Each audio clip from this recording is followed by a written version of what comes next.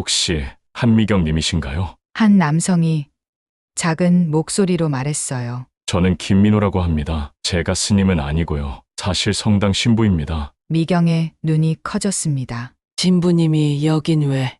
그 신부는 조용히 주머니에서 작은 편지를 꺼내 미경의 손에 쥐어주었고 그 편지를 읽은 미경은 온몸이 벌벌 떨리며 큰 충격에 휩싸였다고 하는데요. 편지에는 무슨 내용이 적혀 있었을까요? 오늘의 사연 시작합니다. 그날 아침 미경의 일상은 전화벨 소리와 함께 산산조각 났습니다. 미경 씨, 수진이가 세상을 떠났어요. 미경의 손에서 전화기가 미끄러져 바닥에 떨어졌습니다. 창밖으로 보이는 봄날의 햇살이 갑자기 차갑게 느껴졌어요. 55세의 중환자실 전직 간호사 한미경에게 딸의 죽음은 현실이 아닌 악몽처럼 다가왔습니다. 자살이라고요? 우리 수진이가요? 장례식장으로 향하는 택시 안에서 미경은 계속해서 같은 질문을 중얼거렸어요. 32살의 심리상담사였던 수진이가 아파트에서 투신했다는 소식을 도저히 믿을 수 없었습니다. 불과 사흘 전 전화 통화에서 수진이는 분명 평소와 다름없이 밝은 목소리였어요. 엄마, 이번 주말에 같이 영화 보러 갈까? 요즘 스트레스 좀 받긴 하는데 곧 괜찮아질 거야. 이 말이 마지막이었습니다. 미경의 가슴 한 구석이 찢어지는 듯한 아픔이 밀려왔어요. 장례식장은 차분하고 서늘했습니다. 하얀 국화 사이로 수진이의 웃는 사진이 놓여 있었어요. 문상객들 사이에서 수진이의 남편 박현수를 발견했습니다. 정신과 의사인 그는 검은 양복을 단정하게 차려입고 방문객들에게 인사를 건네고 있었어요. 미경의 시선이 현수에게 꽂혔습니다. 아내를 잃은 남편치고는 너무 차분했어요. 형식적인 인사말, 감정이 묻어나지 않는 목소리, 그리고 눈물 한 방울 없는 마른 눈가 이상했습니다. 장모님, 현수가 다가와 미경의 손을 잡았습니다. 많이 힘드시죠? 저도 아직 믿기지가 않아요. 미경은 그의 손을 뿌리치고 싶은 충동을 겨우 참았습니다. 수진이가 왜 그랬을까요? 현수는 깊은 한숨을 내쉬었습니다. 우울증이 생각보다 심각했던 것 같아요. 제가 치료를 맡고 있었지만 미처 깊은 마음속을 들여다보지 못했나 봅니다. 미경의 눈썹이 찡그려졌습니다. 30년간 중환자실에서 근무하며 수없이 많은 환자와 가족들을 만나온 그녀는 사람들의 감정을 읽는데 예민했어요. 현수의 말에는 진심이 느껴지지 않았습니다. 우울증이요. 수진이가 그렇게 심각했다면 저한테는 왜 말하지 않았을까요? 현수의 눈빛이 잠시 흔들렸습니다. 아무래도 어머님을 걱정시키고 싶지 않았던 것 같아요. 제가 전문가니까 믿고 있었겠죠. 미경의 가슴 한켠에서 무언가 날카롭게 쿡 찔렸습니다. 전문가라는 단어가 이상하게 귀에 거슬렸어요. 장례식이 끝나고 미경은 수진이의 아파트로 향했습니다. 딸의 흔적이 남아있는 공간에 들어서자 눈물이 왈칵 쏟아졌어요. 벽에 걸린 사진 속 수진이는 환하게 웃고 있었습니다. 결혼식 날의 모습, 대학 졸업식 날의 모습, 그리고 어린 시절 미경과 함께 찍은 사진들. 내 딸, 우리 수진아. 미경은 떨리는 손으로 수진이의 서랍을 열었습니다. 옷가지들 사이에서 작은 메모장 하나를 발견했어요. 수진이의 필체로 적힌 메모들은 대부분 상담 일정과 간단한 생각들이었습니다. 그러다 미경의 시선이 한 페이지에 멈췄습니다. 뭔가 이상해. 약을 먹으면 머리가 더 혼란스러워져. 생각이 명확하지 않아. 날짜는 수진이가 세상을 떠나기 단 3일 전이었습니다. 미경의 심장이 빠르게 뛰기 시작했어요. 간호사로서의 직감이 무언가 잘못되었다고 외치고 있었습니다. 서랍을 더 뒤지자 여러 개의 약병과 처방전이 나왔습니다. 미경은 약병들을 하나씩 확인했어요. 항우울제, 수면제, 항불안제 모두 현수가 처방한 것들이었습니다. 이건 미경의 손이 떨렸습니다. 중환자실에서 일하며 익힌 약물 지식이 머릿속에서 경고음을 울렸어요. 이 약물들의 조합은 위험했습니다. 특히 이런 고용량으로 함께 복용하면 극심한 혼란과 자살 충동을 유발할 수 있었어요. 아니야. 이건 치료가 아니야. 방 한 구석에 놓인 수진이의 노트북이 눈에 들어왔습니다. 미경은 노트북을 열었지만 비밀번호가 걸려 있었어요. 몇 가지 조합을 시도해 보다가 수진이의 생일을 입력하자 화면이 열렸습니다. 이메일함에는 수진이가 다른 병원에 상담 예약을 문의한 내용이 있었어요. 날짜는 사망 일주일 전이었습니다. 다른 의사의 소견을 듣고 싶습니다. 현재 복용 중인 약물에 대한 불안감이 있습니다.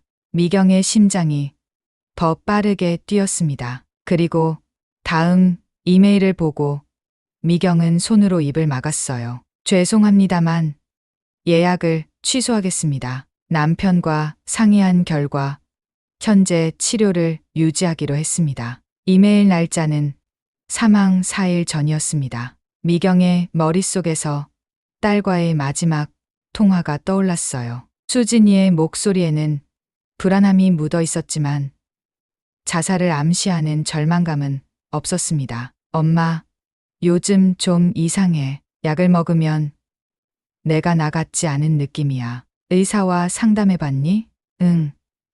현수가 괜찮다고 하는데 뭔가 불안해. 미경은 책상 위에 놓인 수진이와 현수의 웨딩 사진을 들어 올렸습니다. 사진 속 현수의 미소가 갑자기 섬뜩하게 느껴졌어요. 남편이 아내의 주치의가 되는 게 애초에 이상했어. 문득 간호사로 일할 때 있었던 일이 생각났습니다. 환자의 가족이 의사일 경우 객관적인 판단이 어려워 다른 의사에게 치료를 맡기는 것이 보통이었어요. 그런데 현수는 왜 직접 수진이를 치료했을까요? 미경은 수진이의 폰을 찾아 통화 기록을 확인했습니다. 마지막 날 오전 수진이는 현수에게 3번이나 전화했어요. 그리고 마지막 통화 직후 수진이는 세상을 떠났습니다. 우연일까?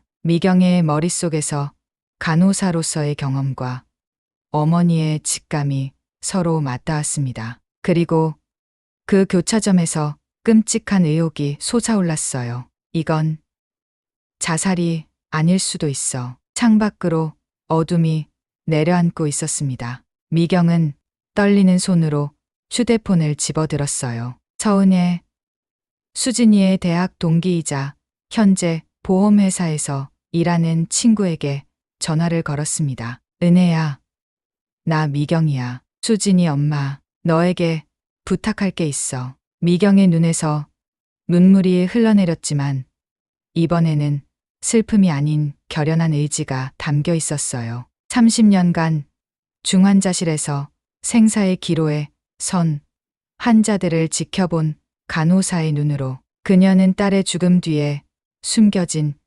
진실을 파헤치기로 마음먹었습니다. 내가 간호사로서 마지막으로 할 수 있는 일이야. 수진아, 엄마가 꼭 진실을 밝혀낼게. 창밖으로 보이는 밤하늘에 별 하나가 유난히 밝게 빛났습니다. 장례식 이틀 후 미경의 집 초인종이 울렸습니다. 문을 열자 현수가 어두운 정장 차림으로 서 있었어요. 그의 얼굴은 피곤해 보였지만 눈빛은 여전히 날카로웠습니다. 어머님, 괜찮으신가요? 현수의 목소리는 부드러웠지만 왠지 공허하게 들렸어요. 미경은 억지로 미소를 지으며 그를 안으로 들였습니다. 심장이 빠르게 뛰었지만 표정을 최대한 담담하게 유지했어요. 들어와요. 현수 씨. 거실에 앉은 현수는 테이블 위에 작은 팸플릿을 올려놓았습니다. 803 동화사라고 적혀 있었어요. 어머님께 추천해드리고 싶은 곳이 있어요. 803에 있는 동화사라는 절인데 마음의 평안을 찾기에 좋은 곳이에요. 저도 힘들 때마다 자주 가는 곳이죠. 미경은 팸플릿을 집어들었습니다. 일반적인 관광 안내 책자처럼 보였어요. 절에 가본 적이 별로 없는데 현수의 입가에 희미한 미소가 스쳤습니다. 종교는 중요하지 않아요.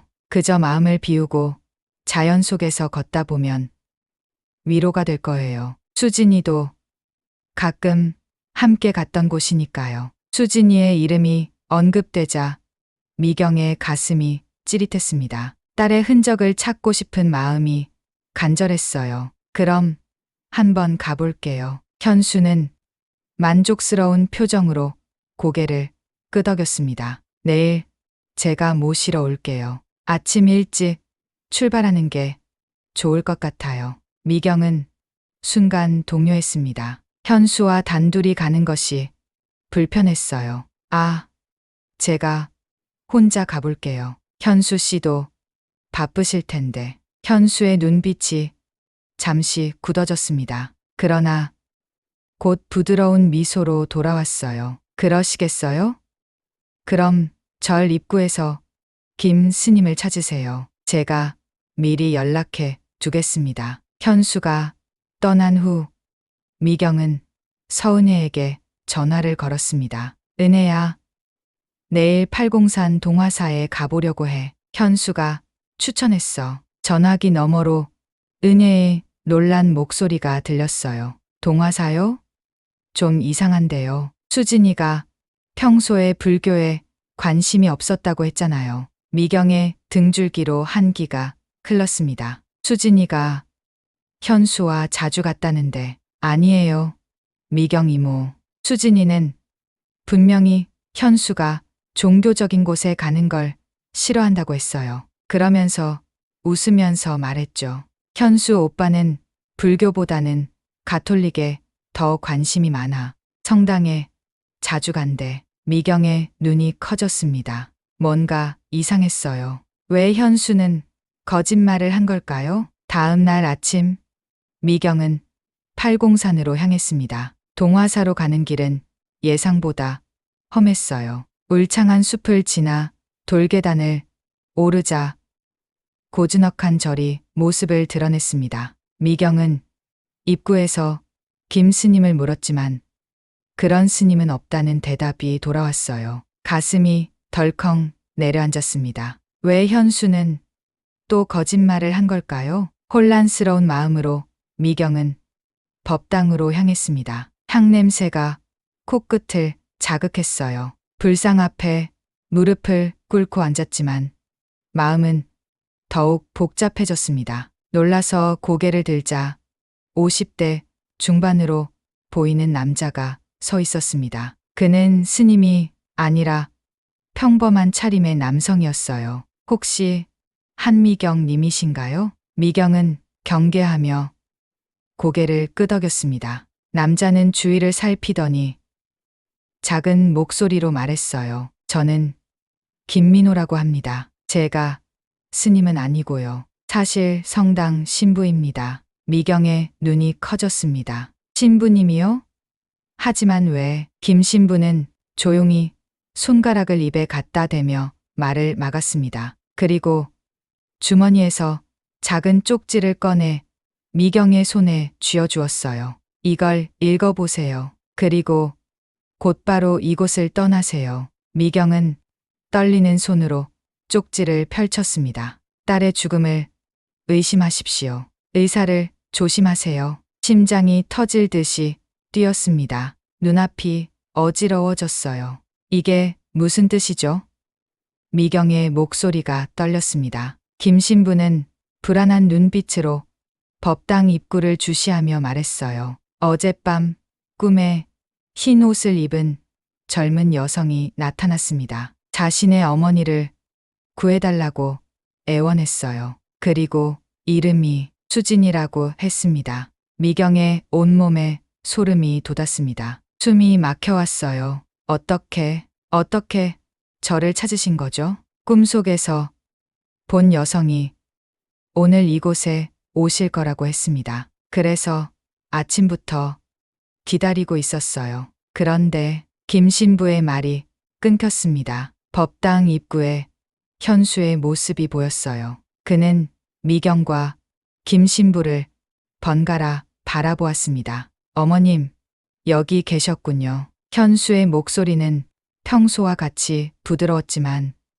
눈빛은 얼음장처럼 차가웠어요. 미경은 본능적으로 쪽지를 주머니에 숨겼습니다. 아, 현수 씨, 갑자기 오셨네요. 현수는 김 신부를 의심스럽게 바라보았습니다. 이분은 누구신가요? 김 신부는 침착하게 대답했어요. 저는 가끔 이곳에 와서 명상을 하는 사람입니다. 미경님께서 길을 잃으신 것 같아 보아드렸을 뿐이에요. 미경은 심장이 터질 것 같았습니다. 현수의 시선이 그녀의 주머니로 향했어요. 무언가 알고 있는 듯한 표정이었습니다. 어머님, 함께 돌아가시죠. 절 구경은 다 하셨나요? 미경은 급하게 고개를 끄덕였습니다. 네, 그만 돌아갈게요. 현수가 미경의 팔을 잡으려 할 때 김 신부가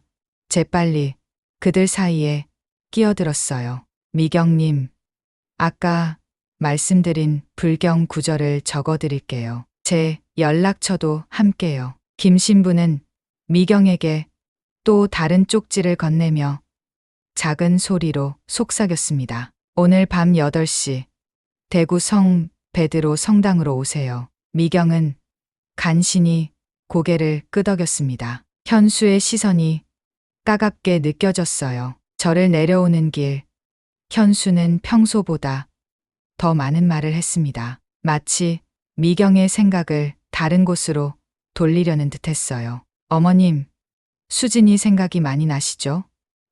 저도 매일 밤 꿈에서 봅니다. 가끔은 제가 더 일찍 알아차렸더라면 하는 후회도 들고요. 미경은 그의 말이 진심인지 의심스러웠습니다. 김 신부의 쪽지가 주머니 속에서 불타오르는 것 같았어요. 현수 씨, 수진이의 치료에 대해 좀 더 자세히 알고 싶어요. 현수의 걸음이 잠시 멈췄습니다. 그의 눈빛이 변했어요. 물론이죠. 하지만 지금은 어머님이 충분히 쉬셔야 할 때예요. 내일 제 진료실로 오시면 모든 것을 설명해 드릴게요. 미경의 등줄기로 한기가 흘렀습니다. 현수의 말에 숨겨진 무언가가 느껴졌어요. 주차장에 도착하자 현수가 차 키를 꺼냈습니다. 제가 집까지 모셔다 드릴게요. 미경은 급하게 고개를 저었습니다. 아니에요.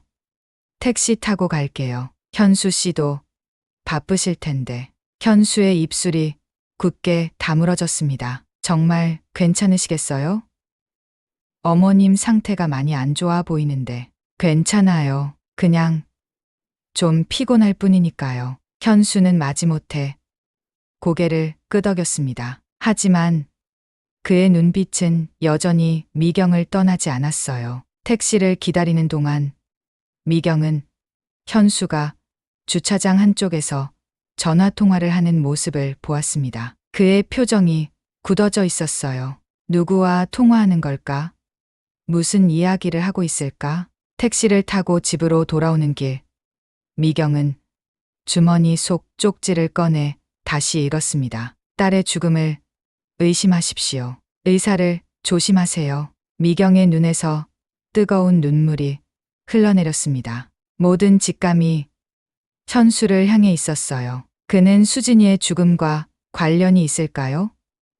그렇다면 왜, 어떻게? 집에 도착한 미경은 곧바로 서은혜에게 전화를 걸었습니다. 떨리는 목소리로 오늘 있었던 일을 모두 말했어요. 은혜야, 오늘 밤 성 베드로 성당에 같이 가자. 야, 무서워. 은혜의 목소리는 단호했습니다. 걱정 마세요, 이모. 제가 30분 후에 모시러 갈게요. 그리고 수진이가 살아있을 때 저에게 말했던 것이 있어요. 미경의 가슴이 쿵 내려앉았습니다. 뭐라고 했니? 박현수가 이상하다고요. 다른 환자들에게도 같은 약을 처방한다고 걱정했어요. 그리고 우연히 현수의 진료실에서 들은 전화통화. 이번에도 완벽했어. 누구도 의심하지 않을 거야 라는 말을. 미경의 손에서 전화기가 떨어질 뻔했습니다. 몸이 얼음장처럼 차가워졌어요. 은혜야, 우리 박현수를 조사해야 할 것 같아. 네, 이모. 제가 보험조사관으로 일하면서 쌓은 경험이 있어요. 그리고 의대를 중퇴했지만 의학 지식도 있고요. 현수의 과거와 그의 환자들 기록을 찾아볼게요. 미경은 수진이의 사진을 바라보았습니다. 딸의 미소가 희미하게 빛나는 것 같았어요. 수진아, 엄마가 진실을 밝혀낼게. 약속할게. 창밖으로 저녁 노을이 붉게 물들고 있었습니다. 미경의 가슴 속에서는 슬픔과 분노, 그리고 굳은 결심이 함께 타오르고 있었어요. 오늘 밤 성 베드로 성당에서 새로운 진실이 기다리고 있을지도 모릅니다. 성 베드로 성당에서 김 신부와의 만남 이후 미경의 세계는 완전히 뒤바뀌었습니다. 김 신부가 들려준 이야기는 충격적이었어요. 몇 달 전부터 현수의 진료를 받던 환자들이 비슷한 방식으로 자살했다는 것이었습니다. 어떻게 그런 정보를 아시는 거죠? 미경이 물었을 때 김 신부의 눈빛은 슬픔으로 가득 찼어요. 저의 조카도 박현수 선생의 환자였습니다. 우울증 치료를 받다가 갑자기 아파트에서 뛰어내렸죠.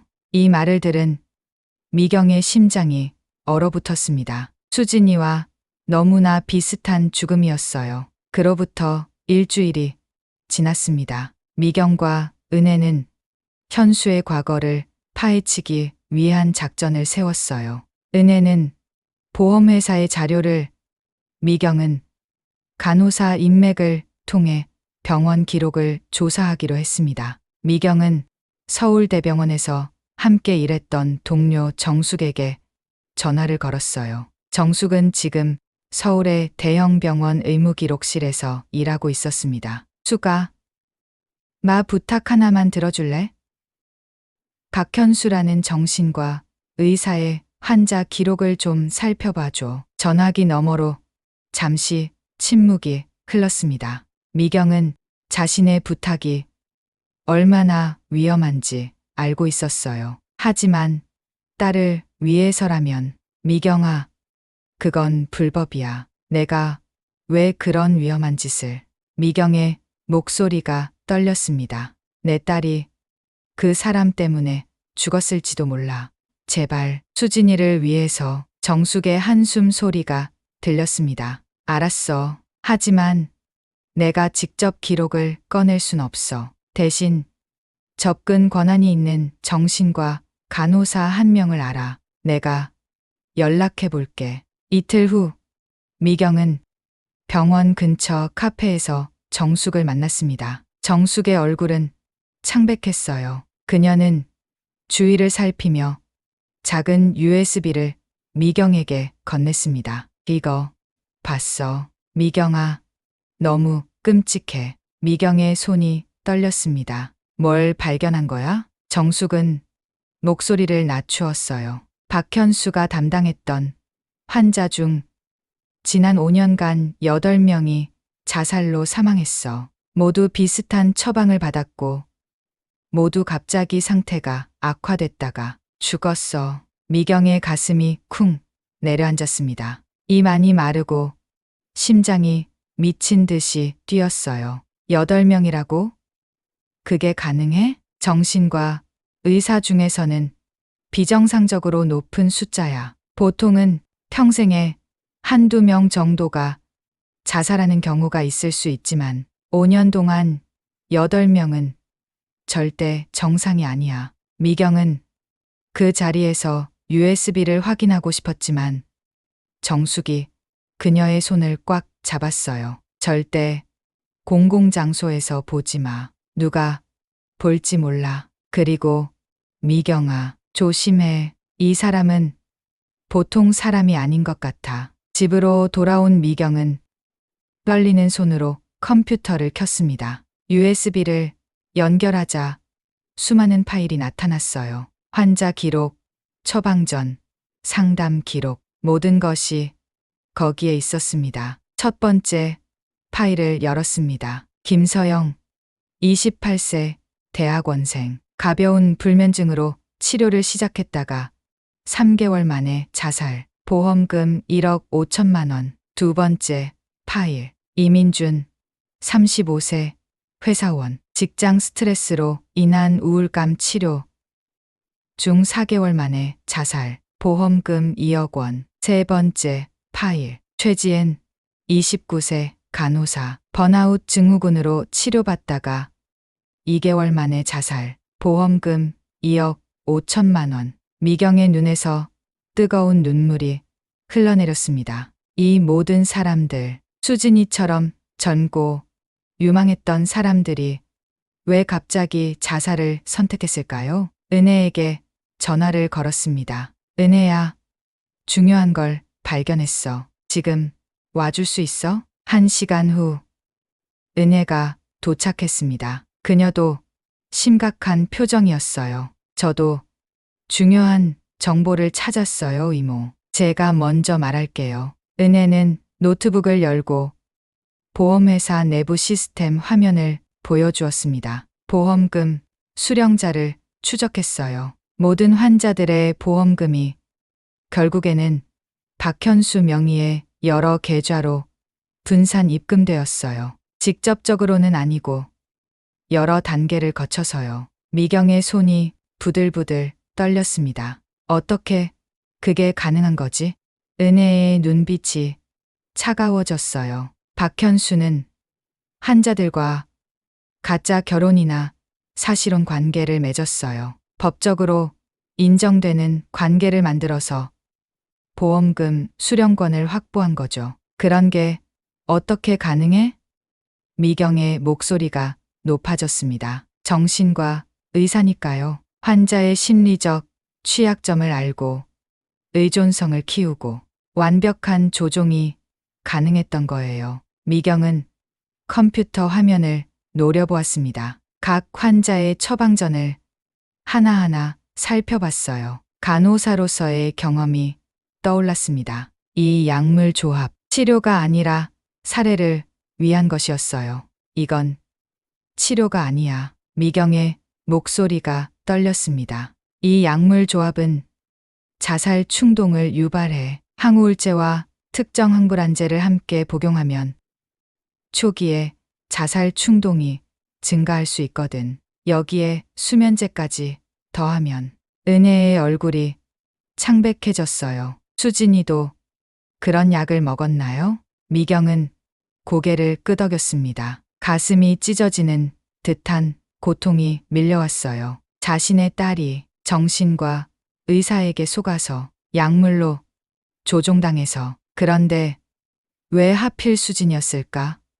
자기 아내를. 은혜가 노트북 화면을 넘겼습니다. 수진이 명의의 생명보험이에요. 3억 원짜리. 수령자는 물론 박현수고요. 미경의 몸이 얼어붙었습니다. 머릿속이 하얘졌어요. 3억? 언제? 결혼한 지 6개월 후에 가입했어요. 그리고 사망일 기준으로 정확히 2년이 지났어요. 보험, 약관상 자살에도 보험금이 지급되는 시점이죠. 미경의 가슴 속에서 뜨거운 분노가 타올랐습니다. 주먹이 저절로 꽉 쥐어졌어요. 이 악마, 처음부터 계획했던 거야. 은혜가 미경의 손을 잡았습니다. 이모, 이건 그냥 넘어갈 수 없어요. 증거를 모아서 경찰에 신고해야 해요. 미경은 천천히 고개를 저었습니다. 눈빛이 날카로워졌어요. 아직은 안 돼. 더 확실한 증거가 필요해. 그리고 박현수가 어떻게 이런 일을 저지를 수 있었는지 알아야 해. 미경은 컴퓨터 화면을 다시 들여다보았습니다. 박현수의 대학 시절 기록이 있었어요. 의대 시절부터 그는 비정상적이었습니다. 해부학 실습에서 보인 특이한 관심, 생과 사의 경계에 대한 병적 집착이 기록되어 있었어요. 이 사람, 애초에 환자를 돕기 위해 의사가 된 게 아니야. 은혜가 다른 파일을 열었습니다. 박현수가 쓴 논문이었어요. 제목은 항우울제와 자살 충동의 상관관계였습니다. 이건 그냥 연구가 아니에요. 실험이에요. 인간 대상 실험. 미경의 등줄기로 한기가 흘렀습니다. 이 사람은 처음부터 인간의 마음을 조종하고 싶어 했던 거예요. 환자들을 치료하는 게 아니라 그들을 대상으로 실험을 하고 싶었던 거죠. 은혜야, 이 증거들을 어떻게 확보한 거니? 은혜의 얼굴이 굳었습니다. 사실 수진이가 죽기 전에 저에게 박현수의 컴퓨터 비밀번호를 알려줬어요. 혹시 나에게 무슨 일이 생기면 이걸 확인해봐라고요. 미경의 심장이 멈춘 듯 했습니다. 수진이는 알고 있었던 걸까요? 자신에게 무슨 일이 일어날지? 그럼 수진이는 마지막에 깨달았을 거예요. 하지만 이미 약물의 영향으로 너무 늦었던 거죠. 미경의 눈에서 눈물이 흘러내렸습니다. 딸이 얼마나 무서웠을까, 얼마나 혼란스러웠을까. 그런데도 증거를 남기려고 했던 수진이의 용기가 가슴을 아프게 했어요. 박현수는 지금 어디에 있지? 오늘부터 일주일간 학회 참석차 제주도에 갔어요. 미경은 천천히 일어섰습니다. 눈빛이 결연했어요. 좋아. 그동안 우리는 더 많은 증거를 모을 거야. 그리고 갑자기 전화벨이 울렸습니다. 미경은 휴대폰을 집어들었어요. 발신자 표시가 없었습니다. 여보세요? 한미경 씨. 무슨 일을 벌이고 계신 거죠? 현수의 목소리였습니다. 차갑고 위협적인 어조였어요. 미경의 몸이 굳었습니다. 무슨 말씀이세요? 병원 기록을 뒤지고 보험 기록을 조회하고 간호사 경험이 도움이 될 거라고 생각하셨나요? 그건 큰 오산입니다. 미경의 손에서 전화기가 미끄러져 내릴 뻔했습니다. 어떻게 알았을까요? 당신은 지금 제주도에 있잖아요. 현수의 낮은 웃음소리가 들렸습니다. 그렇게 믿고 싶으신가요? 지금 창밖을 한번 보세요. 미경은 천천히 창문으로 걸어갔습니다. 아파트 앞 도로에 검은색 차 한 대가 서 있었어요. 운전석에 앉은 사람이 그녀를 향해 손을 흔들었습니다. 곧 만나요, 어머님. 전화가 끊겼습니다. 미경의 다리에 힘이 빠졌어요. 이제 그들은 사냥감이 되었습니다. 창문 밖 검은 차를 본 순간 미경의 온몸에 전기가 흐르는 듯한 공포가 밀려왔습니다. 은혜가 재빨리 커튼을 닫았어요. 이모, 지금 당장 여기를 떠나야 해요. 제 차가 뒤편에 주차되어 있어요. 미경은 본능적으로 노트북과 USB를 가방에 쑤셔 넣었습니다. 머릿속은 하얗게 변했지만 간호사로서 수많은 응급 상황을 겪어온 경험이 그녀를 지탱했어요. 증거들은 안전한 곳에 복사해 두었니? 은혜는 고개를 끄덕였습니다. 클라우드에 업로드했어요. 그리고 제 친구 변호사에게도 자료를 보냈죠. 두 사람은 아파트 뒷문으로 빠져나왔습니다. 은혜의 차에 탄 그들은 조용한 모텔로 향했어요. 현수가 모를 만한 곳이어야 했습니다. 모텔 방에 도착한 미경은 떨리는 손으로 차를 타고 오면서 받은 김 신부의 문자를 열었습니다. 박현수의 학창 시절 친구를 찾아냈습니다. 만나봐야 할 것 같습니다. 미경은 은혜에게 문자를 보여주었어요. 은혜의 눈이 빛났습니다. 이건 중요한 단서가 될 수 있어요. 현수의 과거를 아는 사람이라면. 다음 날 아침 미경과 은혜는 서울 외곽의 조용한 카페에서 김 신부와 만났습니다. 함께 온 남자는 50대 중반으로 초조한 눈빛이 인상적이었어요. 이분은 장태우 교수님입니다. 현수와 의대 동기였죠. 태우는 불안한 눈빛으로 주위를 살폈습니다. 손가락이 테이블 위에서 초조하게 움직였어요. 저는 박현수가 어떤 사람인지 알아요. 그와 함께 의대에 다녔거든요. 미경의 심장이 빠르게 뛰기 시작했습니다. 드디어 현수의 진짜 모습을 알 수 있을지도 모른다는 기대감이 일었어요. 어떤 사람이었나요? 태우의 눈빛이 어두워졌습니다. 처음부터 달랐어요. 해부학 실습 시간에 다른 학생들은 시체를 다루는 것에 두려움을 느꼈지만 현수는 달랐죠. 그는 즐기는 것 같았어요.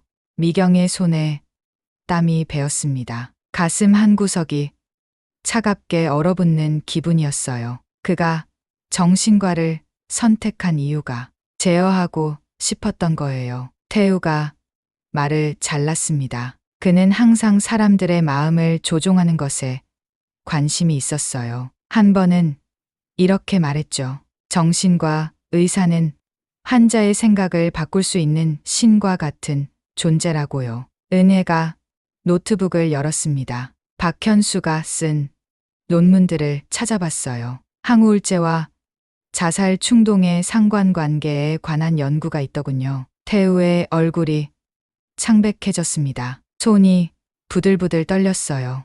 그건 연구가 아니었어요. 실험이었죠. 현수는 특정 약물 조합이 자살 충동을 강화한다는 것을 알았어요. 그리고 그걸 환자들에게 시험했던 거죠.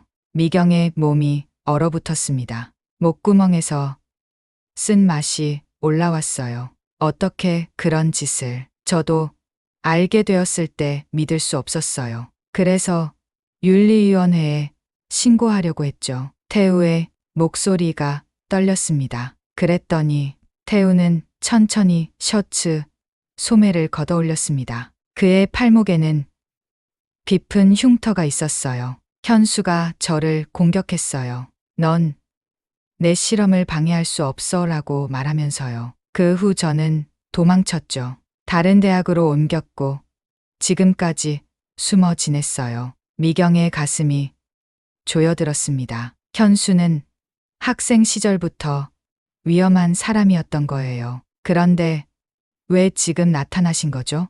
태우의 눈에서 눈물이 흘러내렸습니다. 제 조카가 6개월 전에 현수의 환자였어요. 그리고 자살했죠. 방 안에 무거운 침묵이 내려앉았습니다. 미경은 가슴이 찢어지는 듯한 고통을 느꼈어요. 수진이뿐만 아니라 얼마나 많은 무고한 생명들이 현수의 손에 희생되었을까요? 우리가 어떻게 그를 막을 수 있을까요? 미경의 목소리가 떨렸습니다. 김 신부가 조용히 말했어요. 증거를 모아서 경찰에 신고해야 합니다. 태우가 고개를 저었습니다. 그렇게 쉽지 않아요. 현수는 똑똑해요. 모든 흔적을 지웠을 거예요. 그때 은혜의 휴대폰이 울렸습니다. 그녀는 화면을 보고 얼굴이 창백해졌어요. 누구야? 미경이 물었습니다. 보험회사 동료예요. 방금 큰일이 생겼대요. 은혜는 떨리는 손으로 전화를 받았습니다. 짧은 대화 후 그녀의 얼굴은 더욱 하얗게 변했어요. 이모, 박현수가 이모 명의로 새 생명보험을 가입했어요. 3억 5천만 원짜리요. 미경의 심장이 멈춘 듯 했습니다. 온몸에 한기가 퍼졌어요. 어떻게 내 동의도 없이. 서류상으로는 이모가 직접 가입한 것처럼 되어 있어요. 이모의 서명도 있고요. 미경은 혼란스러웠습니다. 자신은 그런 보험에 가입한 적이 없었어요. 그런데 어떻게 문득 지난달 현수가 건넸던 서류들이 생각났습니다. 수진이의 유품 정리를 위한 서류라며 사인을 요청했던 것들. 미경은 제대로 읽어보지도 않고 서명했었죠. 내가 바보였어. 미경의 목소리가 떨렸습니다. 은혜의 얼굴이 더욱 심각해졌어요. 그게 다가 아니에요. 보험 수령자가 박현수로 되어 있어요. 그리고 가입일로부터 딱 2년 후면 자살해도 보험금이 지급돼요. 미경의 온몸에 식은땀이 흘렀습니다. 현수는 이미 그녀를 다음 타겟으로 정했던 거예요. 수진이처럼 그녀도 죽게 만들 계획이었던 거죠. 잠깐 이상한 점이 있어요. 은혜가 휴대폰을 들여다보며 말했습니다. 이모가 최근에 병원에 다니신 적 있으세요? 미경은 고개를 갸웃했습니다. 아니, 왜? 보험 가입 시 제출된 의료 기록에 이모가 PTSD로 치료받고 있다고 되어 있어요. 담당 의사가 박현수고요. 미경의 눈이 커졌습니다. 갑자기 머릿속에 기억이 떠올랐어요. 수진이의 장례식 후 현수가 자신에게 건넸던 작은 알약들. 마음을 진정시키는 약이에요, 어머님. 수면에 도움이 될 거예요. 그 후로도 현수는 종종 미경에게 약을 건네주었습니다. 불면증에 좋아요. 스트레스 완화에 도움이 될 거예요 라는 말과 함께요. 오, 하나님, 미경의 손이 떨렸습니다. 그 약들이 내가 그의 약을 먹고 있었어. 태우가 급하게 물었습니다. 어떤 약이었죠? 기억나세요? 작고 하얀 알약이었어요. 그리고 파란색 캡슐도 있었죠. 태우와 은혜가 서로 눈빛을 교환했습니다. 두 사람 모두 의학 지식이 있었기에 그 의미를 알아차렸어요. 이모, 그건 수진이에게 처방된 것과 같은 약물 조합이에요. 장기간 복용하면 자살 충동을 유발할 수 있는. 미경의 손에서 컵이 떨어져 깨졌습니다. 순간 세상이 빙글빙글 돌았어요. 자신도 서서히 독살당하고 있었다는 사실이 머릿속을 강타했습니다. 얘가 현수의 다음 희생자였어. 미경은 간호사로서의 지식을 총동원해 기억을 더듬었습니다. 최근 들어 느꼈던 이상한 감정들, 갑작스러운 우울감, 설명할 수 없는 불안, 모두 약물의 부작용이었던 거예요. 우리 시간이 없어요. 미경의 목소리는 차갑고 단호해졌습니다. 공포는 이제 분노로 변했어요. 현수는 이미 계획을 실행 중이에요. 내가 그의 마지막 희생자가 될 순 없어. 김 신부가 미경의 손을 잡았습니다. 경찰에 신고해야 해요. 지금 당장. 미경은 천천히 고개를 저었습니다. 눈빛이 날카로워졌어요. 아니요. 경찰에 가면 현수는 모든 증거를 없앨 거예요. 그리고 그는 존경받는 의사니까요. 누가 우리 말을 믿겠어요? 미경은 잠시 생각에 잠겼습니다. 그리고 고개를 들었어요. 그녀의 눈에는 결연한 의지가 담겨 있었습니다. 내가 직접 현수를 함정에 빠뜨릴 거예요. 간호사로서의 지식을 이용해서. 방 안에 있는 모두가 놀란 표정으로 미경을 바라보았습니다. 하지만 그녀의 눈빛은 흔들림이 없었어요. 수진이를 위해서, 그리고 다른 모든 희생자들을 위해서 내가 이 악마를 멈추겠어요. 미경의 휴대폰이 울렸습니다. 화면에는 현수의 이름이 떠 있었어요. 미경은 깊게 숨을 들이마시고 전화를 받았습니다. 어머님, 오랜만이네요. 어떻게 지내세요? 현수의 목소리는 평소처럼 부드러웠지만 미경은 이제 그 밑에 숨겨진 냉혹함을 느낄 수 있었어요. 괜찮아요, 현수 씨. 그런데 요즘 좀 이상해요. 머리가 자꾸 어지럽고 이상한 생각이 들어요. 현수의 목소리에 관심이 묻어났습니다. 어떤 생각이요? 모든 게 의미 없게 느껴져요. 살고 싶지 않다는 생각도 들고 전화기 너머로 현수의 숨소리가 달라지는 것을 느낄 수 있었습니다. 미경은 은혜를 바라보았고 은혜는 엄지손가락을 치켜 세웠어요. 어머님, 제가 도와드릴게요. 내일 저녁에 제 진료실로 오세요. 미경은 눈을 감았습니다. 계획이 시작되었어요. 알았어요, 현수 씨. 내일 뵐게요. 전화를 끄는 미경의 눈에서 결연한 의지가 빛났습니다. 이제 그녀는 사냥감이 아니라 사냥꾼이 될 차례였어요. 미경은 거울 속 자신의 모습을 바라보았습니다. 눈 밑에 다크서클, 창백한 피부, 떨리는 손, 마치 정말로 우울증에 시달리는 사람처럼 보였어요. 완벽한 연기였습니다. 괜찮으세요, 이모? 은혜가 걱정스러운 눈빛으로 물었습니다. 미경은 깊게 숨을 들이마셨어요. 괜찮아. 30년간 중환자실에서 일하면서 더 어려운 상황도 겪었으니까. 은혜는 미경의 손을 꼭 잡았습니다. 위험해요. 정말 이렇게 하실 거예요? 내 딸을 죽인 사람을 그냥 놔둘 수는 없어. 미경의 목소리에 단단한 결의가 담겼습니다. 계획은 단순했습니다. 미경이 현수의 진료실을 방문해 약물에 취한 척하고 은혜와 태우가 도청 장치를 통해 모든 대화를 녹음하는 것이었어요. 김 신부는 경찰에 연락할 준비를 하고 있었습니다. 미경은 가방에서 작은 녹음기를 꺼냈어요. 옷 안쪽에 조심스럽게 부착했습니다. 그리고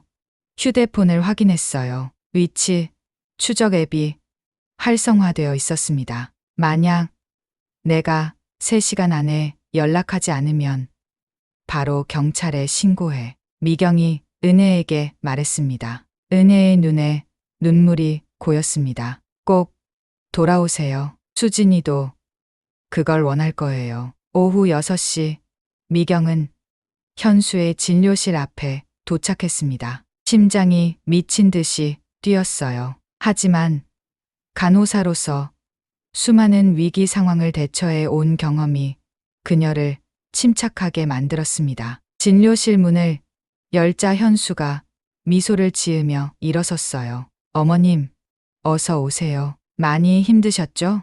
미경은 약간 비틀거리며 들어갔습니다. 연기가 시작된 거예요. 현수 씨, 정말 이상해요. 머릿속이 안개 같고 가끔은 수진이가 부르는 소리가 들리는 것 같아요. 현수의 눈이 반짝였습니다. 그는 재빨리 문을 잠그고 미경을 의자에 앉혔어요. 언제부터 그런 증상이 있으셨어요? 미경은 혼란스러운 표정을 지었습니다. 잘 모르겠어요. 수진이가 떠난 후부터 조금씩. 그런데 최근에 더 심해진 것 같아요. 현수는 메모를 하는 척하며 고개를 끄덕였습니다. 제가 드린 약은 계속 드시고 계신가요? 네. 매일 먹고 있어요. 그런데 약을 먹으면 더 이상해져요. 마치 제가 저 자신이 아닌 것 같은 느낌이 들어요. 현수의 입가에 희미한 미소가 스쳤습니다. 그는 서랍에서 약병을 꺼내 미경에게 건넸어요. 이 약을 한 알 드셔보세요. 마음이 진정될 거예요. 미경은 약을 받아들었습니다. 작은 흰색 알약이었어요. 30년간의 간호사 경험으로 그녀는 이것이 강력한 신경안정제라는 것을 알 수 있었습니다. 이 약을 먹으면 정신이 흐려지고 판단력이 떨어질 거예요. 물 좀 주시겠어요? 현수가 물병을 가지러 돌아선 순간 미경은 재빨리 약을 손바닥에 숨겼습니다. 그리고 물을 마시는 척하며 약을 삼킨 것처럼 행동했어요. 좀 누워 계시는 게 좋겠어요. 현수가 진료용 침대를 가리켰습니다. 약이 효과를 발휘할 때까지 편히 쉬세요. 미경은 침대에 누웠습니다. 약 효과가 나타나는 척 천천히 눈을 감았어요. 심장은 빠르게 뛰었지만 호흡은 깊고 규칙적으로 유지했습니다. 중환자실에서 배운 기술이었어요. 약 20분 후 미경은 가볍게 신음소리를 내며 눈을 반쯤 떴습니다. 현수는 컴퓨터 앞에 앉아 무언가를 입력하고 있었어요. 현수 씨. 미경은 약에 취한 것처럼 목소리를 흐리게 냈습니다. 현수가 고개를 들었어요. 어머님, 괜찮으세요? 너무 이상해요. 세상이 빙글빙글 돌아요. 현수는 천천히 다가왔습니다. 그의 눈빛이 달라졌어요. 더 이상 친절한 사위의 모습이 아니었습니다. 차갑고 계산적인 눈빛이었어요.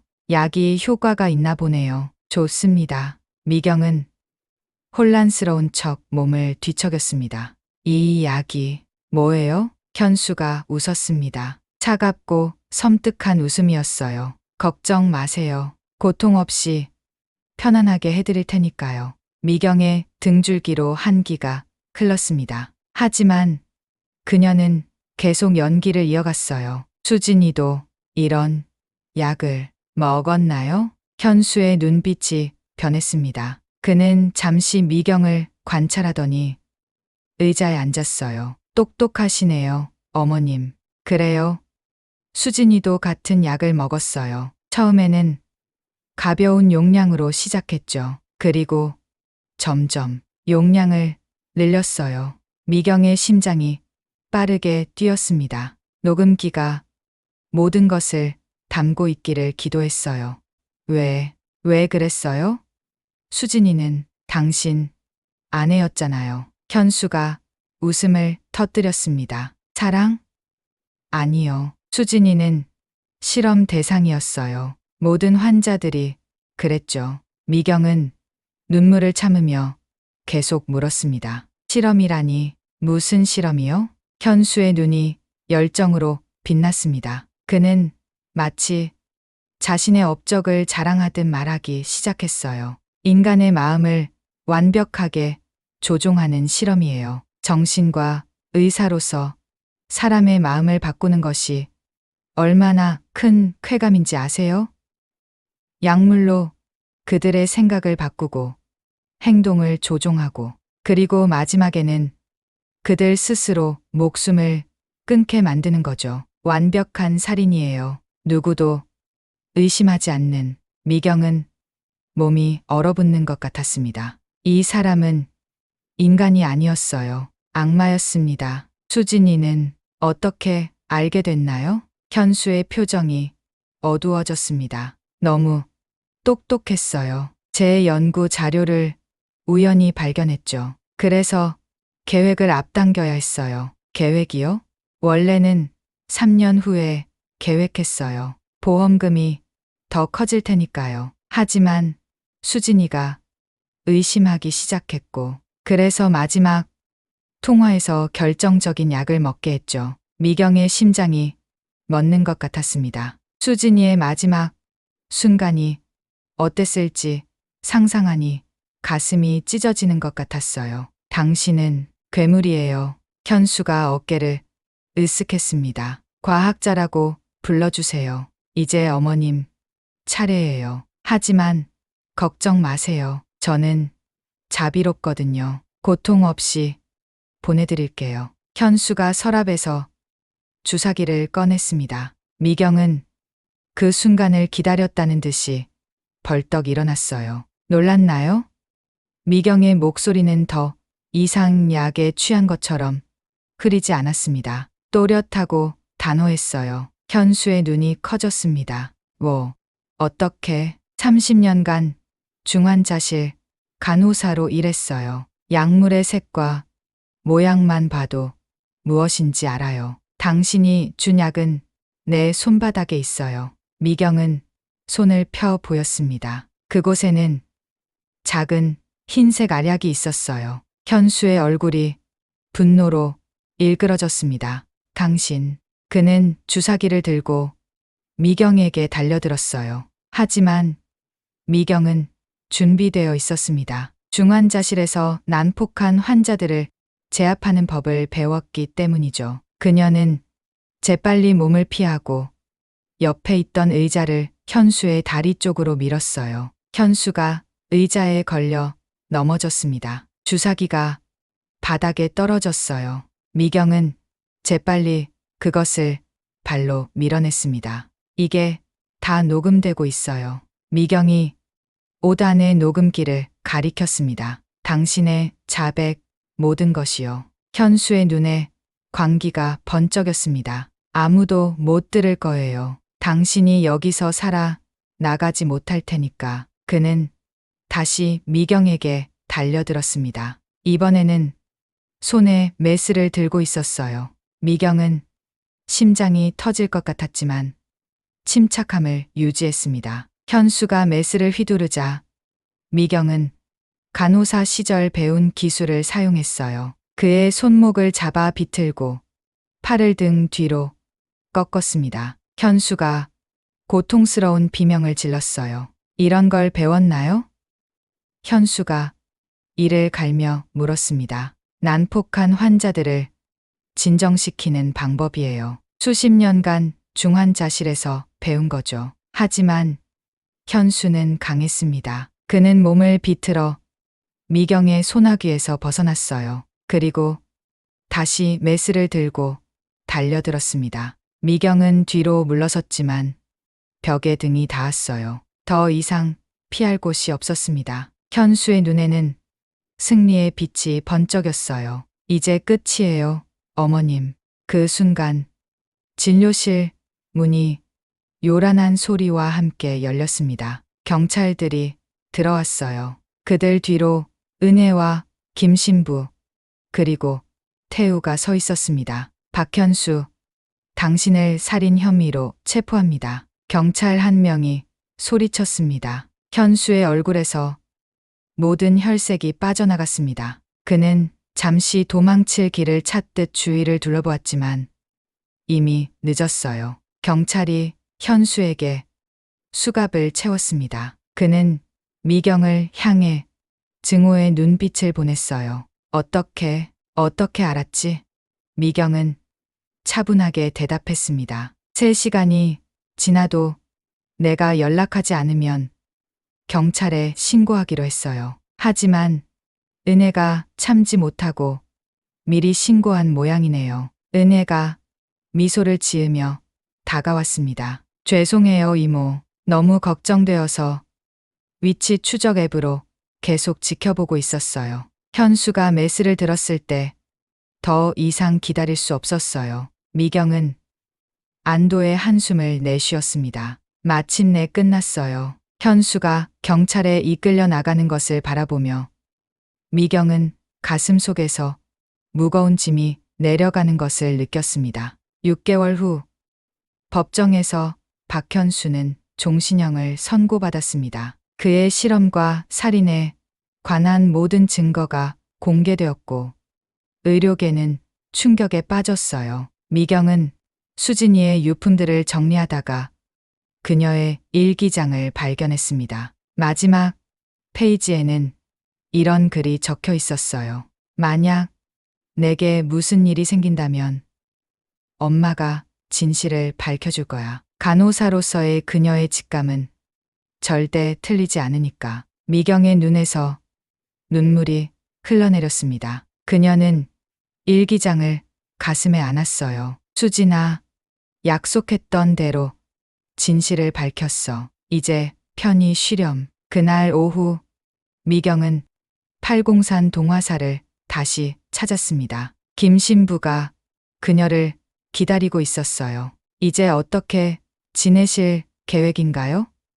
김 신부가 물었습니다. 미경은 맑은 하늘을 바라보았습니다. 수진이의 뜻을 이어 의료진을 위한 정신건강 지원센터를 설립할 거예요. 아무도 더 이상 박현수 같은 사람에게 속지 않도록 말이죠. 김 신부가 미소를 지었습니다. 간호사로서의 사명이 결국 수진이를 구했네요. 아니요.